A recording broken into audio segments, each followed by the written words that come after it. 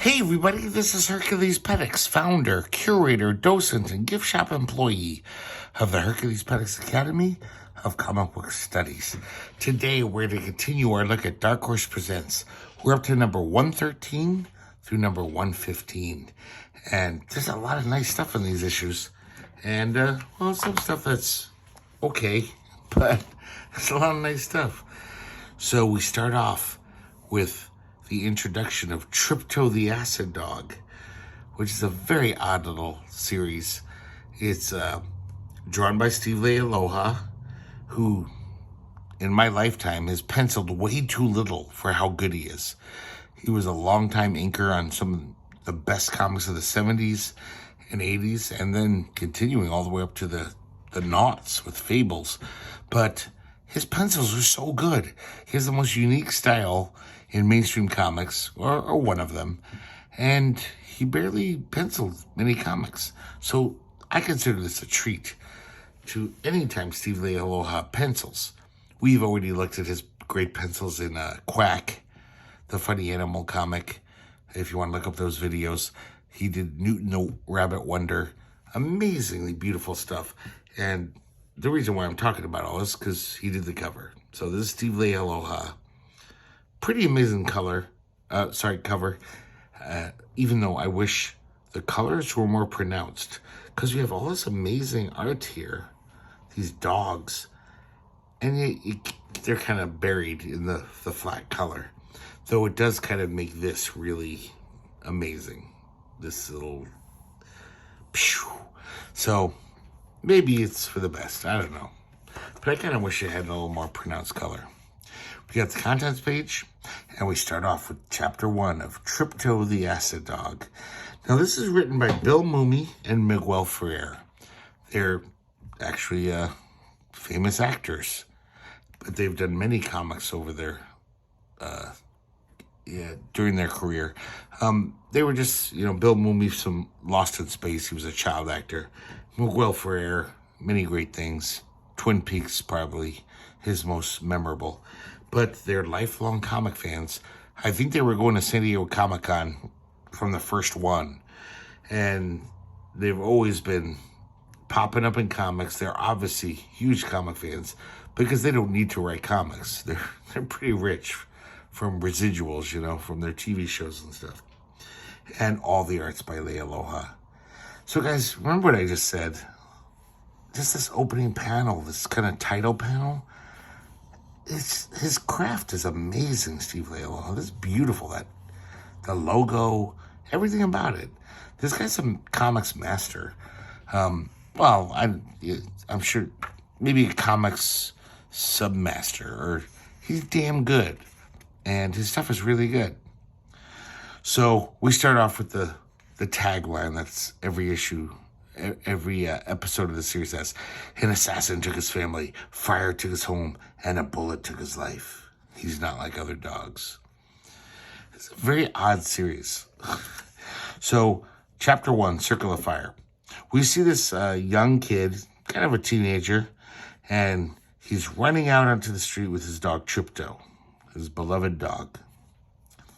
And his friend, he hooks up with his friends, and they're like, "Come on, the new comic books are in. Let's go to the store." They go there. Tripto's there, and he starts eating some comics. Of course, the owner's like, "Get that fucking dog out of here. And you're paying for that book." So he takes Tripto outside, ties him to a parking meter. And then this dude shows up, which, once again, I love this drawing. I see lots of Mobius in Steve Leialoha. He's like, I bet he was a fan.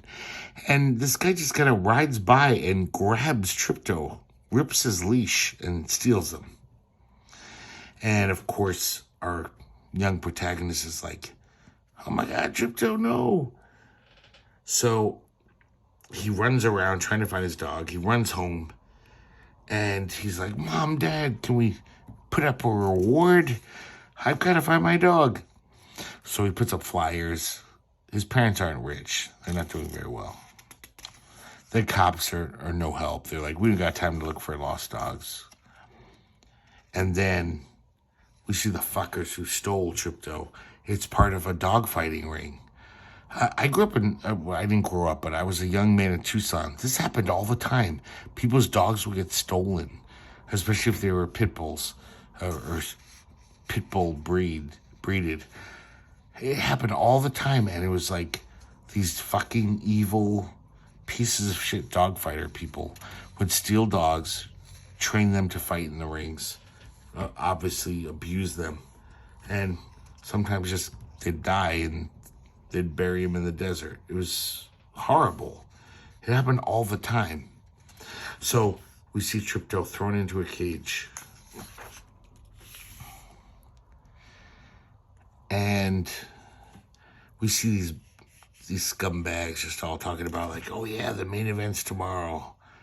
And one of them looks at Tripto and says, you're going to make me some money. So now we see the family again, the Tripto's owner and his family. And they try to buy him another dog to make up for it. They're like, oh, sorry, your dog's gone. He's like, I don't care. I don't want another dog. I love Tripto. This kid really loves his dog.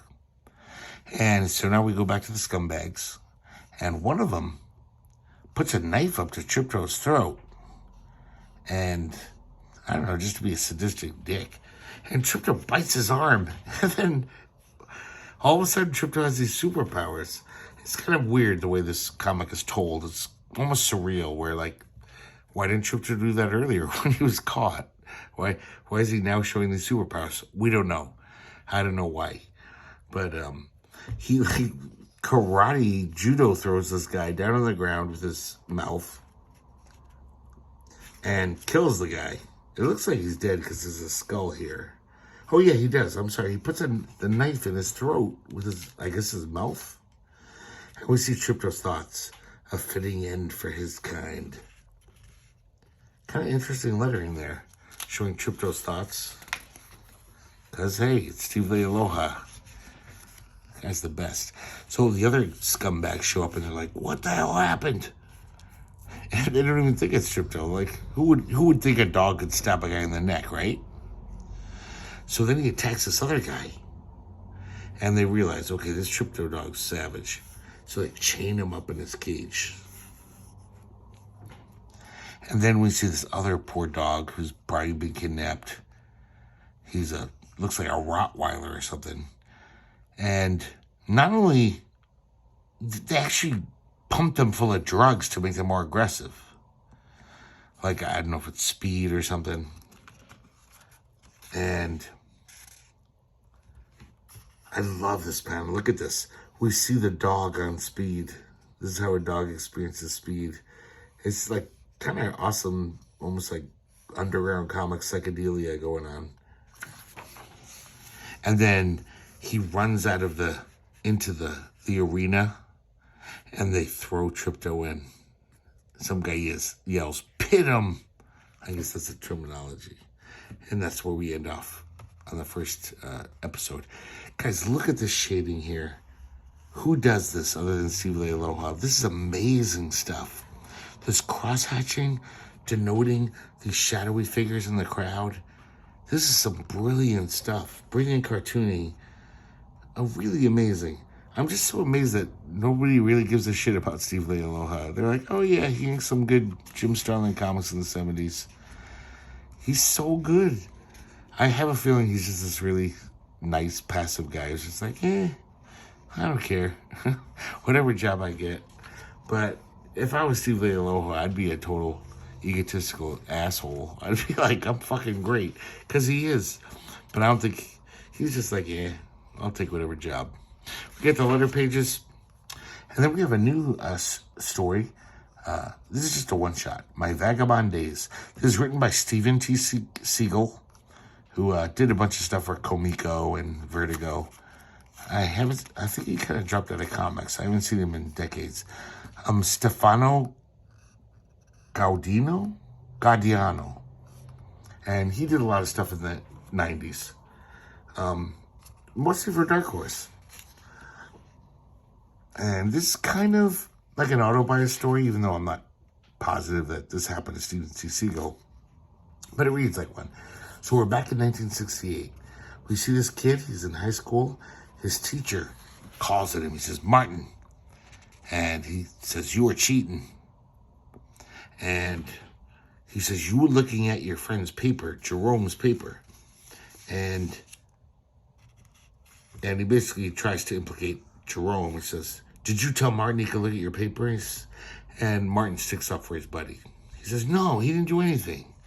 I was just looking at his paper because I didn't study.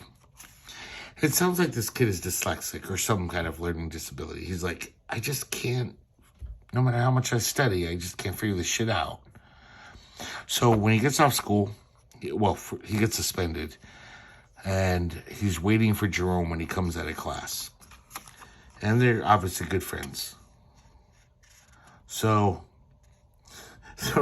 he has the brilliant idea to steal eggs from the local Quickie Mart and then egg the house of that teacher. Because they're like, that teacher's a total dick. Fuck him. I kind of like Stefano Gaudiano a little. Not a big fan. Never have been. Because I told you guys, I hate all these Dark Horse Presents. 1 through 100 and whatever, 50. He was in a lot of them. He did a lot of stuff for Dark Horse. He's good, though. He's not terrible, but never really lit my fire. As you can see, this isn't bad. That's a great face right there. But, never really got on my radar. So then, when they get to the teacher's house, they see that his American flag is at half-mast. And there's this old guy on the stoop. And he fills them in. He says, oh yeah, old man Souter, or I'm sorry, not old man Souter, the teacher, Mr. Souter, he explains to them, it's at half-mast because his son died in Vietnam. Because remember, this is 1968. And of course, thankfully, Martin is just like, oh, let's go, Jerome. He throws his eggs on the street. He's not going to egg his house. He's a good kid, basically. When he gets home, his parents are furious with him because he's been out all night. And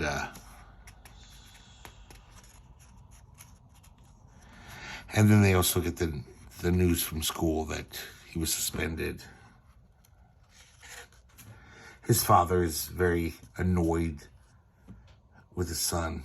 He's watching the news in Vietnam and he's complaining about how these not Vietnamese soldiers, these American soldiers go to Vietnam, risk their lives, and then when they come home, they're treated like criminals. Hippies would be like, baby murderers, baby killers. And the father doesn't like that.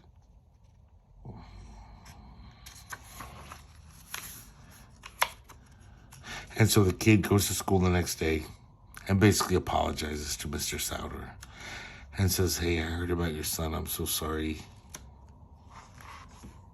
It's not that great. I'm sorry. I could have lived a full life without ever having read the story. And then we have kind of chapter 1. Not really. We have 3 low-life stories by Ed Brubaker in this issue and the next 2. They're not related. But Ed Brubaker, before he became hot shit Marvel writer, DC writer, creating the Winter Soldier, he was a little autobio type indie guy. Was never that good. Not many people really liked his stuff. But they're okay for that stuff. There's a lot of bad autobio in the 90s. Like, really bad. Even guys who could draw pretty good, but it was just like, I don't want to read about how you have a crush on a girl at the coffee house you go to.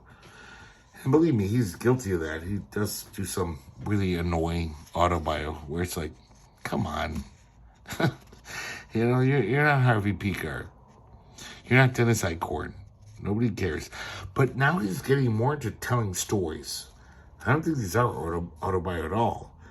It's, very different, but almost like Adrian Tomine, where he's just trying to tell interesting little human stories. So we start off the comic kind of in medias res, where we see this dude who is kind of like the Ed Brubaker dude, I think. He's chasing this guy down the street, but he slips in some goop. And then we see this woman say, Are you happy now, Mr. Macho? And he's like, go to hell, Tanya. And obviously we see that this is his ex-girlfriend. Well, just now. And he walks back in the house. He's totally angry with her. Then we realize why. We see a flashback. This is something that, like, comics can do. Because, look, we see them in the present, but then he's seeing what he saw, like, 20 minutes ago. He walked in, saw his girlfriend making out with this dude. And that's why he was chasing him down the street. He got all aggro and was like, I'm gonna kick his ass. So he gets on a scooter and drives off. And I gotta say, Ed Brubaker stuff, I kind of like. He really talks about some shit that we all think about. Like, why did that relationship break up? What did I do wrong? What did she do wrong? It's pretty good stuff. As you can see, the art is very obvious of that time. There's probably 20 indie guys, autobiography guys, who drew just like this. Kind of trying to be cut-rate Dan Clauses and Adrian Tomanes. So he realizes that he has a flashback. And he says, oh yeah, I guess if you date a girl who left her boyfriend for you, you should expect that she might leave you for another guy. And that was the case. This protagonist, his best friend was dating this girl, Tanya. And one night, they kind of made out while his friend was passed out drunk. And they started having this building attraction. They start cheating. And, obviously this was a strain on the friendship. And this guy shows up and he mugs our protagonist. Hits him on the head with his gun, takes his money, and he says, hey, can I at least have the wallet back?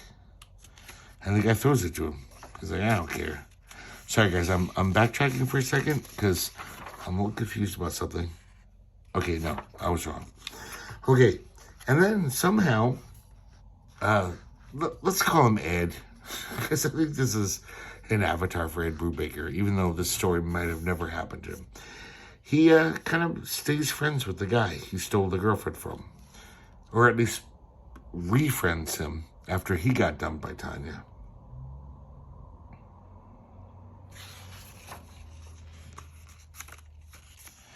And he almost like comes to terms with it. He's like, yeah, why am I feeling so down? It probably wasn't a good relationship anyway, whatever.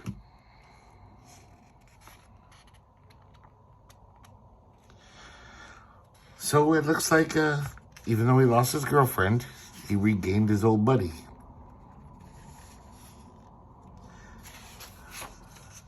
Because the old buddy gets it. And I mean, this is something I've been saying since I was like a young man. I barely even dated as a young man, but I was always fascinated by, well, not fascinated, kind of annoyed with dudes I knew who'd get dumped by a girlfriend and they were the devil. Oh, that fucking bitch, she broke my heart. It's like, no, she just fell out of love with you. You might have fallen out of love with her first, but it didn't happen that way. She's not evil. You're not the one. And she'll find someone else. She wasn't trying to hurt you. She just, sorry. But I knew a bunch of guys who were like that. Like, demonize their exes, like, oh, I can't believe she did that. She broke my heart. Like, yeah, you're going to break some hearts too. Pretty decent stuff. And I'm not a big fan of the autobio shit in the 90s. I was kind of very annoyed with that shit. Of course, there's awesome stuff in that field, but there's a lot of mediocre stuff. This is kind of a nice little thing. Ed Brubaker penciling, and Dave Cooper, who we already saw collaborate last time on that Godzilla story. I guess those guys were fast friends because Dave Cooper didn't draw any comics like this. But look at this beautiful painting over Ed Brubaker's pencils. Dave Cooper already was so fucking skillful. This is years before Weasel, before everyone realized, wow, this guy's one of the best comic artists of all time. He already had some serious chops, even though he got way better. So now we have number 114. We got a Frank Miller cover. Once again, Lance Blastoff, who we saw a few episodes ago. And kind of nice Frank Miller cover, back when he could draw. Contest page, and we got the Lance Blastoff story. This one kind of continues right off from where we left last time, where he was on that dinosaur planet. This woman who was like a bleeding heart, like, oh, don't kill the dinosaurs. But then she was hungry, and when he cooked one up, she was all like, oh, meat. This is delicious. And also, she became like his sex slave. So this is Frank Miller. It's kind of a weird satire where I don't know where Frank Miller's coming from. Where it's obviously like parodying this macho guy, Lance Blastoff. But it's also having the cake and eat it too, where all these characters buy into it. So this woman is just like, oh my God, don't leave me, Lance. I love you more than any man I've ever loved. Even though he's a total piece of shit, heartless turd. And he literally is just like, hey, I got what I came for, didn't I? I'm gone, baby. Like, he's a total asshole. But she can't help but love his macho shittiness, because that's what women like. They like those kind of men. It's almost like, incel type talk, Of course, there are women who do end up with a lot of shitty guys. But this is just, I don't know how to read these Lance Blastoffs. They're very interesting in a way. Where Frank Miller is like, what are you trying to say here? I mean, he's obviously having a good time, though. And, oh my God, listen, on top of this, he leaves her on this dinosaur planet, and this dinosaur shows up, and she's like, gasp. Pretty obviously she gets chomped on. And Lance, as he's flying away, says, I could have told her that thing was coming, but then I never would have gotten rid of her. So, like, Lance is a fucking psychopath, but he's still ostensibly the hero of these comics. So he makes it up to a spaceship. He's got these robot, and this isn't me saying this, I can't remember the exact name, but they're like slut bots. That's what they're called. And they're just these like kind of naked women robots. And all of them are thinking, oh, Lance, I can make you so happy. Oh, Lance, if you'd only just noticed me once. He's got this little toady who's just like, oh my God, Lance let me carry his beers around. So it's almost like they're making fun of Lance's machismo. But he also is the utter alpha male of this universe, and every woman wants to fuck him. Everyone who meets him wants to, be his, I guess, beta dog or beta puppy. It's very weird, the satire. But I gotta say, I love this era of Frank Miller art. Obviously, it's the Sin City era. Just this beautiful interplay of light and shadow, I guess, chiaroscuro type. Just amazing stuff. It's really great cartooning. So he goes to a spaceship, and then this other spaceship shows up, and their ship is like damaged, and it's these cute little aliens, and they're like, please help us, we need your help. We're from a very advanced race, but we don't believe in war. So we're helpless. If you help us, we could share with you the knowledge to eradicate all disease, to end hunger on your planet. And all Lance Blastoff could think is, how can I exploit this for money? He's such a piece of shit. And then he finally says, okay, guys. After thinking about it, he's like, okay, we'll come over and help you out. And these aliens actually say, we love you, Lance Blastoff. So Lance basically helps them, quote-unquote rescues them, but then he gives them all lobotomies and sells them as pets. It kind of becomes a trend, a fad. People love having these little pets, the most brilliant creatures in the galaxy, who have figured out how to eradicate all disease and hunger, but he lobotomizes them so they'll be docile little dumb pets. And, Of course, Lance makes millions of dollars. It does say special thanks to Flint Dill, co-plotter and political consultant, which I think is half a joke. So now we have chapter 2 of Trip to the Acid Dog, Where Angels Fight. Oh, man. I'll be honest, I'm not even quite sure what's going on in this panel. I mean, I would if I had a minute to just look. But see Leialoha. This is just beautiful stuff. It's cross-hatching here. So, as we left off, Tripto was thrown into this dogfighting pen. He's fighting this Rottweiler, and all of a sudden he grows to the size of like a rhinoceros. And he zaps the dog with like some laser eye beam. Of course, everyone in the audience is like, what the fuck's going on? Can I change my bet? And he basically is victorious over this dog. Well, he placates him. He didn't hurt him. He knows that this poor dog's a victim. That I-beam just kind of made the dog all settle down.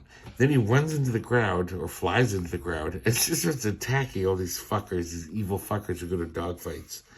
And I would like to say no offense to any of you who go to dogfights, but no, all offense to you pieces of shit. If any of you go to dogfights, you suck, and I hate you. So he flies around them, and then somehow with his crazy Tripto powers, his acid powers, he turns them all into like these werewolves, these dogmen. And now, not only has he turned them into dogmen, but very aggressive dogmen, full of aggression, and they all just basically rip each other to shreds. And he looks like he's happy. He's like, hey, how do you like it? And then he frees all the other dogs.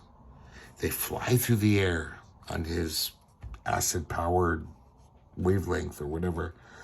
When the cops show up right around there, and they see all these dogs flying out on this beautifully drawn wave, they look inside.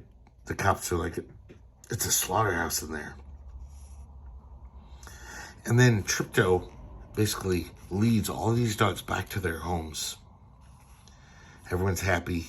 Like, oh my God, you're back. I thought you were gone forever. But when he returns, I'm sorry guys, I should have mentioned this. The family that owned Tripto, they moved to California. They thought Tripto was gone. They gave up hope. And the father got a job in California. So even though he reunited all these other dogs with their owners, his owners are gone.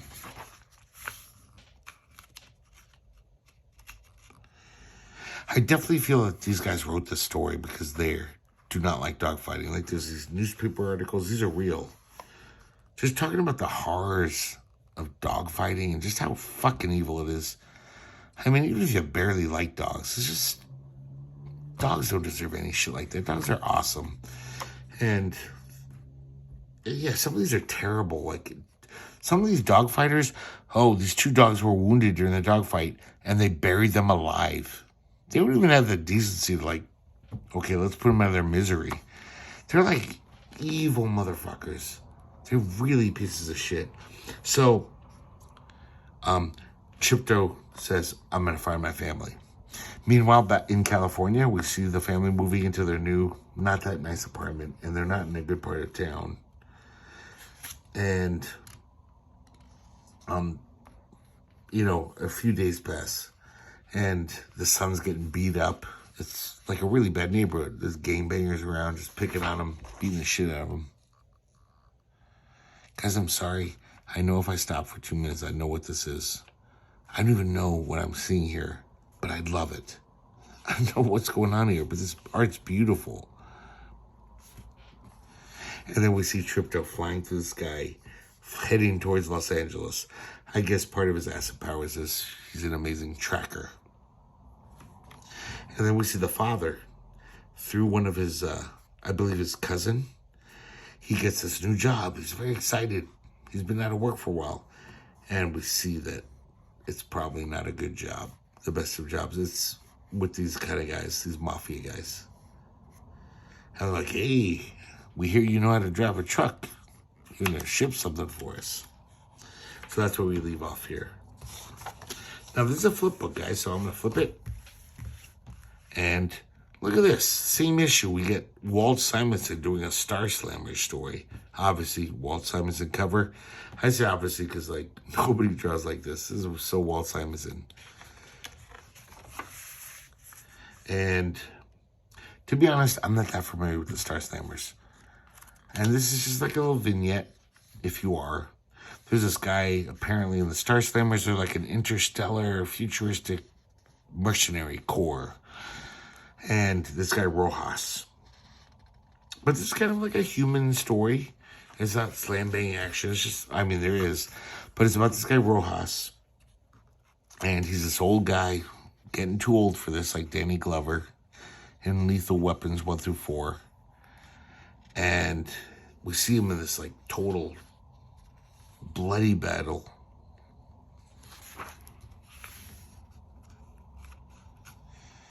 And he survives. God, look at... I just mentioned Mobius. This looks so Mobius-like. Look at that. So, there's this voice in his head. And it's telling him, like, how to survive. It's like, Ross, get up. Climb to your left. Keep climbing. You're almost out. And he's like, father? Great-grandmother? Who is this voice? So it's helping him escape this, you know, he's in the middle of this situation. And then these guys show up. They look like Kirby New Gods or something. And they're basically like this, like, ghostly cadre of warriors throughout time. And it turns out one of them is like Rojas's great-great-great-great-great-grandmother or something. Jalai. I don't know how to pronounce that. So she's basically giving him advice. Helping him escape this combat situation. I really like Simonson's, especially when he kind of apes Kirby. Like, I don't know if you guys ever read those Orion comics he did in the 90s. Noughts. But the combination of him been trying to do stuff like this, you know, some weird Kirby helmet, it's nice.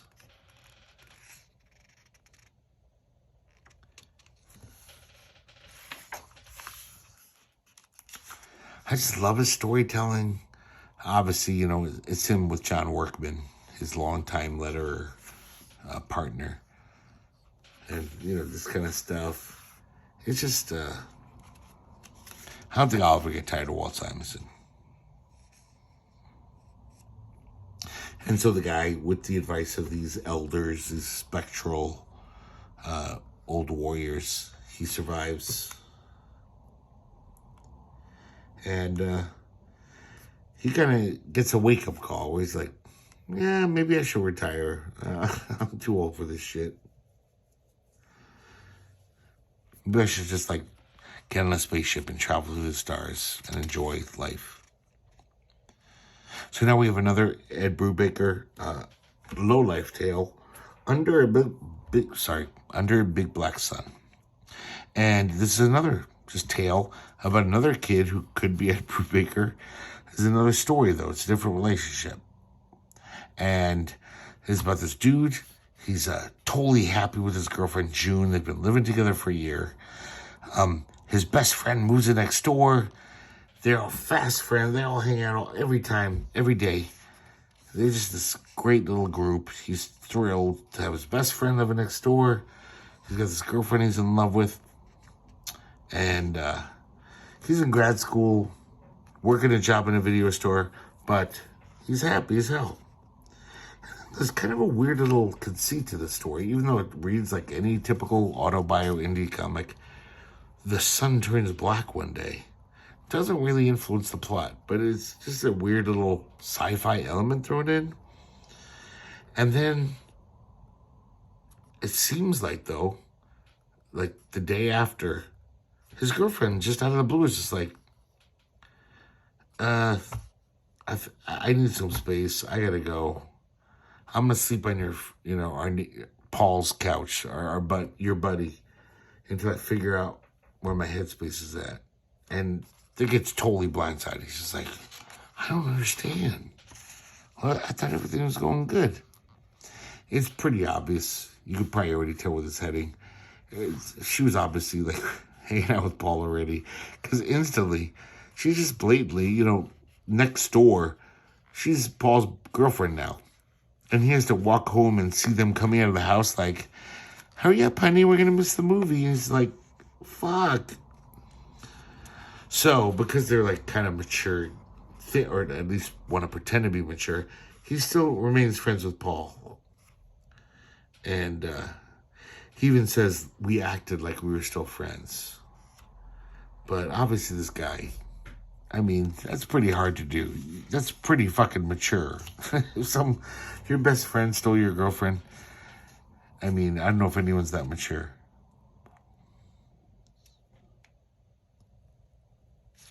But then he comes to terms with it. He's like, okay, I think my girlfriend was kind of fucked up anyway. So he's like, yeah, maybe this is all for the best. But then when he comes home, he sees his ex. And she's a black eye. And he's like, oh my God, Paul did this to you. And she's like, oh yeah. He's like, I'm gonna fucking kick his ass. She's like, no, don't. Like total battered woman syndrome. She's like, no, he just was angry or something and don't cause trouble. So he's basically admits to her, he says, why don't we try to start again?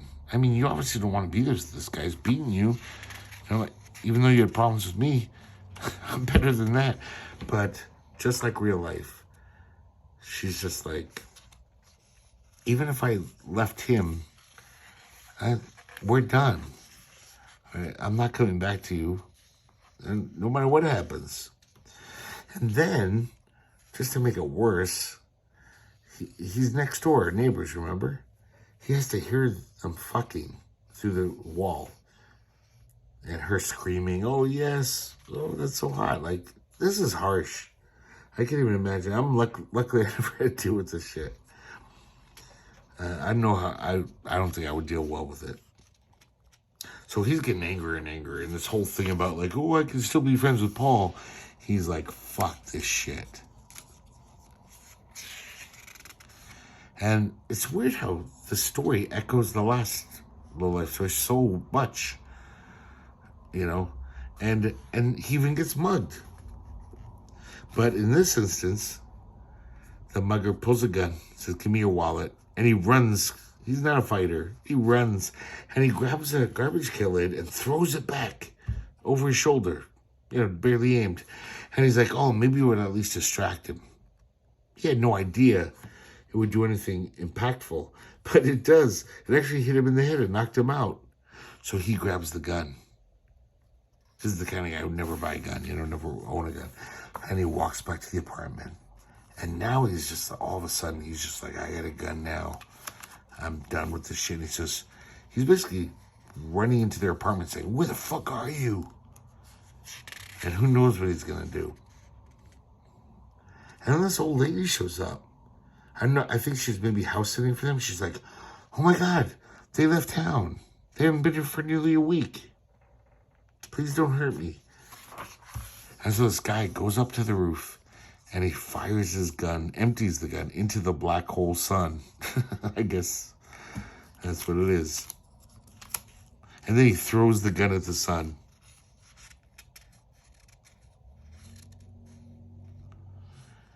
And it kind of leaves us on this pensive thought of just like, you don't know what's going to happen to this guy. Who knows? But yeah, I kind of want to maybe go back and buy those low-life issues from those alternative comics. Because I'm kind of digging these stories. They're not the best stories. I think he has a nice, facile, nice cartoon style, but it's also just like, he does really hit on stuff that's like raw nerve territory, A lot of people don't talk about like the little things in relationships. that we all have probably gone through. And sometimes that's interesting. So now we have number 115, and we have the cover by Roger Langridge. I think probably one of the finest humorous cartoonists of, I don't know, since 80 years ago. He's such a nice, clean, perfect style for humor. Obviously, this is a homage to that classic, I think it's the first Legion of Superheroes story, where they have this idiotic, even though it's the future and they have all this technology, this is how they decide if someone can join the Legion. Yes, no, and lights go up. It's almost like that menagerie episode of Star Trek with guys that thing that lights up because he can't talk. It's so dumb, but nice homage, pretty funny. This character is called Disgusting Boy. I like that. So here we go. Now this is written by Gordon Rennie. I think he was, I'm sure he's an English writer. Did a lot of stuff for 2000 AD, but Americans might know him most for White Trash, which was a Tundra series. Maybe he did something more high profile that I don't know about. And the art's by Roger Langridge. And it's a pretty good team up because Gordon Rennie stuff's usually kind of over the top, zany humor, and Roger Langridge is the guy you want to draw that. Obviously an homage to lots of old comics. And this is Tales of the Improbable featuring Dr. Spin, who's this weird superhero.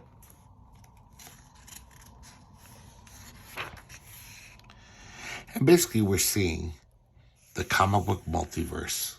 All these different universes of random, goofy superhero characters.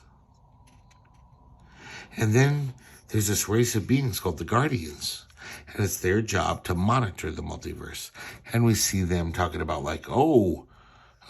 multiverse alternative 218 has a continuity collision. So they basically fix shit, whenever there's these glitches in continuity and universes. This is pretty fun writing. It's pretty clever, all this stuff. I'm not going to get into the whole story. I mean, I am going to show you the story, but I'm not going to talk about all the nitty-gritty. But there's a lot of, if you're a comic fan, there's some good satire and stuff. Like, this alternative reality has a Silver Age revival in progress. I mean, that happens.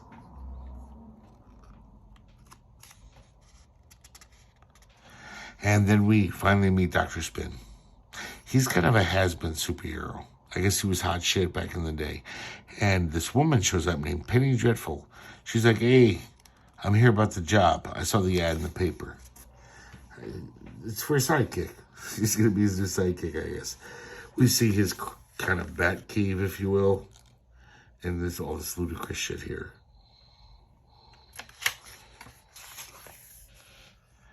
Do you guys see what I mean by Roger Langridge?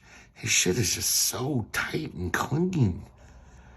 And I'm pretty sure this is before computer-assisted art. His stuff looks like it's computery just because it's so tight and clean. Maybe in like 96, like when these came out, because look at these like perfect logos on all these comic covers. These are Dr. Spin's classic comic covers. These all look like fun stories too.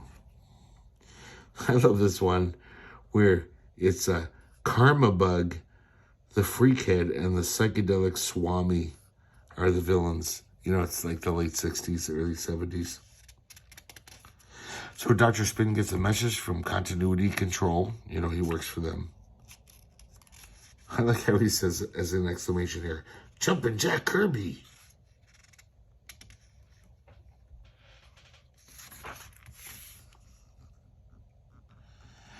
And they head out to action.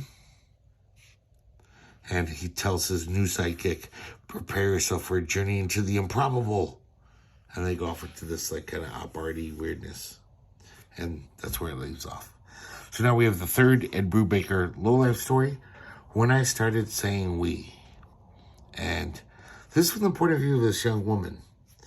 And once again, pretty incisive character stuff, about love and romance.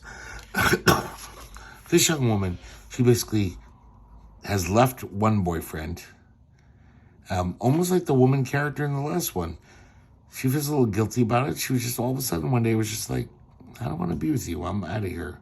And of course the guy felt pissed off. He's like, what? All of a sudden, no explanation? But she's like, no, it's just something I have to do. Then she started dating this other guy. Turns out that the first guy she left, he was pretty okay, nice guy. But he just, when she met him, he had all these like ambitions and interesting things. And then he just became a couch potato. And kind of a loser. And so she ended up with this other guy.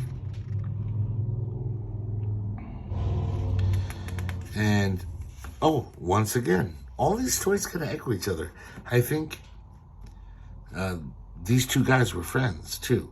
She knew him through him. The ex doesn't take it well and basically physically attacks the new one.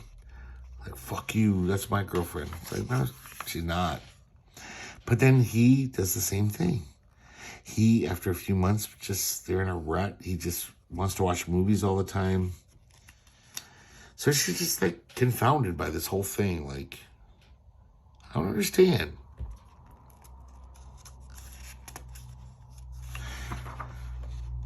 And then she realizes that she thinks back on her life and she realizes she's been with a guy ever since she was 16, maybe a month between boyfriends.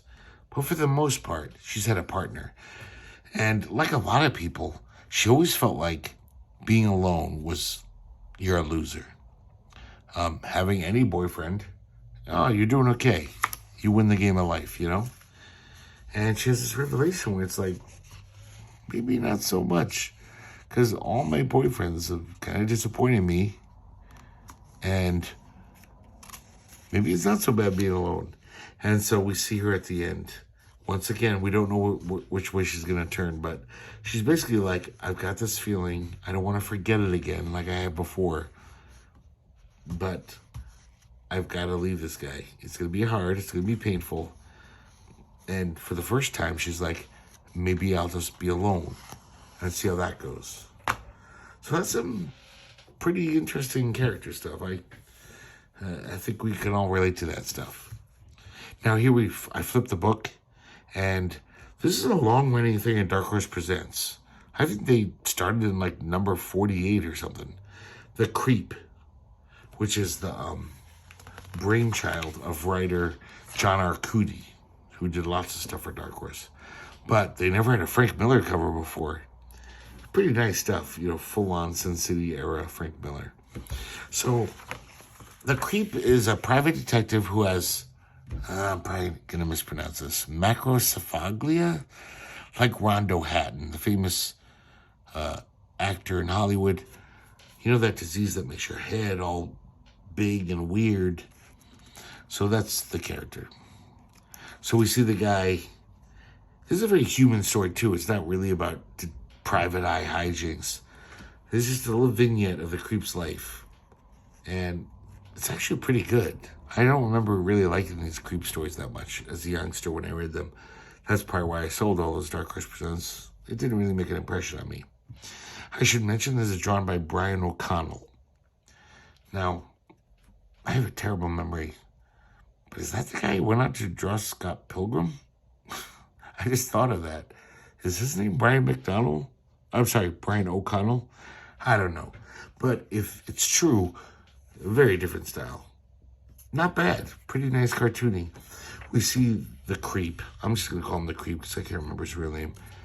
He's remembering when he was just a normal guy. I guess this disease sometimes can hit you when you're like 25 or 30.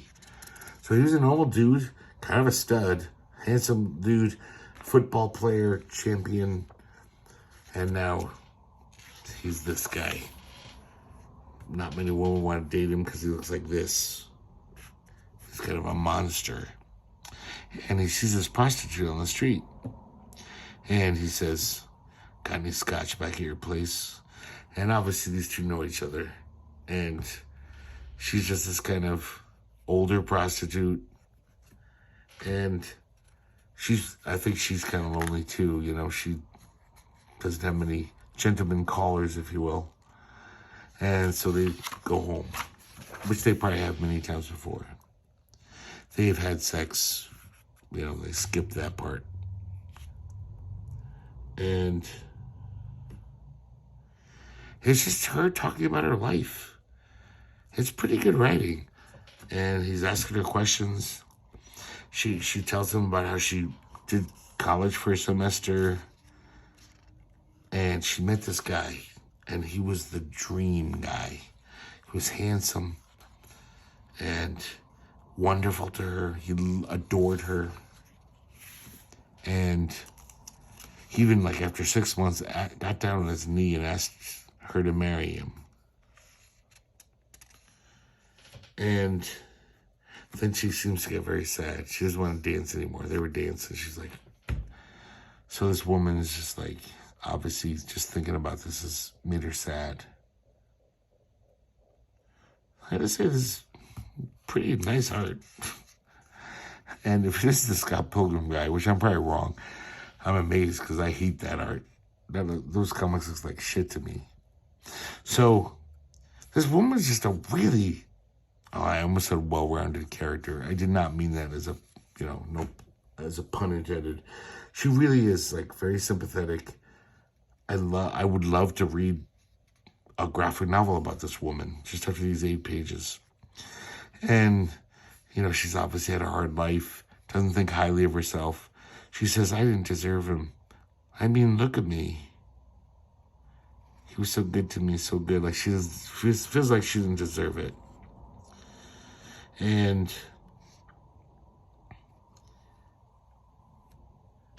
she makes this, like, sigh with her mouth. And for some reason, the creep is like, I finally see the woman I've been trying so hard not to see.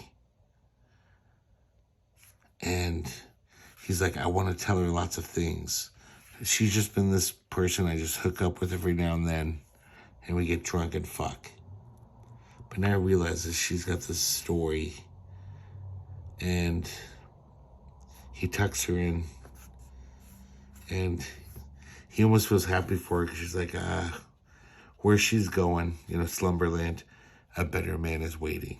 Because he doesn't like himself very much either. They both know they're losers. I thought it was a really sweet, sad little story. And pretty well drawn, too. So now we have chapter 3 of Tripto the Acid Dog. And we see the father. Remember last time? He's got this quote-unquote job with these shady guys. He knows it's shady. He's kind of giving his cousin shit for hooking him up with this. But he needs money.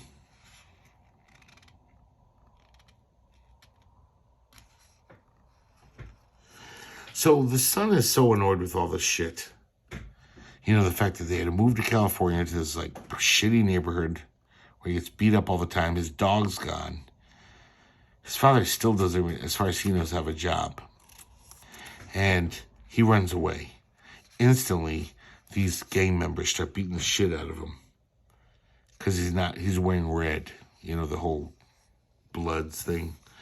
And then all of a sudden, we see this streak of paws. And it's Tripto. Tripto's finally caught up to his master, his buddy. And of course, he's overjoyed. He's like, Tripto. I gotta say, the way he draws Tripto, it's kind of looks like Spuds McKenzie, that kind of dog. So fucking cute. He's adorable. Look at this little... It almost looks like a Rick Gary drawing, you know? Kind of just so cute and bulbous. So he doesn't want to go home, so he says, let's just sleep in the dad's van. We'll break into the van. We'll sleep here tonight. And then he falls asleep. And the father gets in the van to do the job for these bad eggs. And he shows up, and I guess we'll find out soon, but it looks like he's delivering some high-tech weird shit. I don't know what the fuck this is, but it's glowing.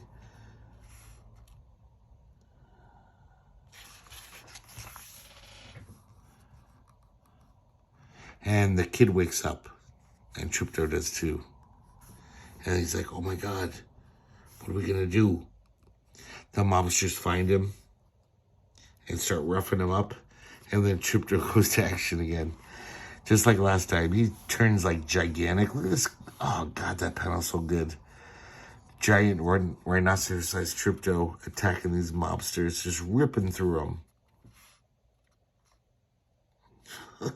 This comic is so silly. It's so bizarre. And these federal agents show up. And I guess the father gets off. They think, oh, maybe he helped stop them. And they even give the father and the cousin rewards. To be honest, I'm not quite sure yet. Maybe they did this whole thing to be undercover and stop these guys. I think it's just dumb luck. And the kid is back with Tripto in bed. And the father says, we're going back home. Fuck it. Now we got this money. We got reward money. We don't have to be here anymore. This shitty California town. So there you go, guys. Dark Horse Presents number 113 through 115. And we got a bunch of these to go, so I hope you're liking them. And I haven't read these in, 30 years. Kind of amazed as far as an anthology goes, there's a lot of good shit in these. You know, anthologies are always a mixed bag. But there's some really just high-quality stuff in these. I kind of forgot.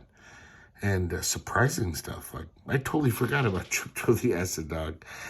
And so next time we'll continue that story. And Dr. Spin. And there'll be new stuff to look at. So thanks for watching, guys. I'm sorry I'm so slurring tonight and talking stupidly. But yeah, once again I got drunk. But it's beyond that. I got drunk because I'm really fucking down tonight.